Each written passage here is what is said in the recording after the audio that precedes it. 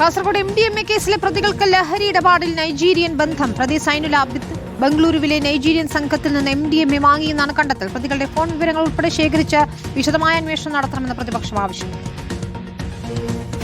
പ്രതികളുടെ ലഹരി ഇടപാടിനെ കുറിച്ചുള്ള ഗൗരവമേറിയ വിവരങ്ങളാണ് ഓരോ ദിവസവും പുറത്തുവരുന്നത്. കേസിലെ പ്രതിയായ സൈനുൽ ആബിദ് ബംഗളൂരു മടിവാളയിലെ നൈജീരിയൻ സംഘത്തിൽ നിന്ന് MDMA വാങ്ങിയെന്നാണ് കണ്ടെത്തൽ. തുടർന്ന് മറ്റൊരു യുവതിയുടെ സഹായത്തോടെ ബസ്സിൽ ലഹരിമരുന്ന് എറണാകുളത്തെത്തിച്ചു.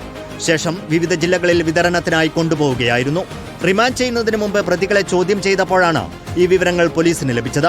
അതേസമയം വലിയ വ്യാപ്തിയുള്ള കേസായിട്ടും അന്വേഷണം കാര്യക്ഷമമല്ലെന്നാണ് പ്രതിപക്ഷ ആരോപണം. പ്രതി മുഹമ്മദ് ഹുസൈന് മുഖ്യമന്ത്രിയുമായുള്ള ബന്ധം പുറത്തുവന്നതോടെ തൂഫാൻ സംഘം കാര്യമായ അന്വേഷണം നടത്തുന്നില്ലെന്ന് CPI സംസ്ഥാന സെക്രട്ടറി ബിനോയ് വിശ്വം. തൂഫാൻ നടപ്പിലാക്കുമെങ്കിൽ ഉടനെ പിടികൂടേണ്ടത് അവരെയാണ്.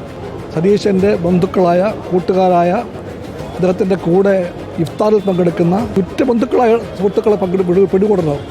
അവരെ പിടികൂടാതെ ജയ് തൂഫാൻ പറഞ്ഞാൽ അത് തട്ടിപ്പാണ്. പ്രതികളായ യൂത്ത് കോൺഗ്രസ് പ്രവർത്തകരുടെ വിദേശ യാത്രകളെക്കുറിച്ചുള്ള വിവരങ്ങളും പോലീസ് ശേഖരിച്ചു.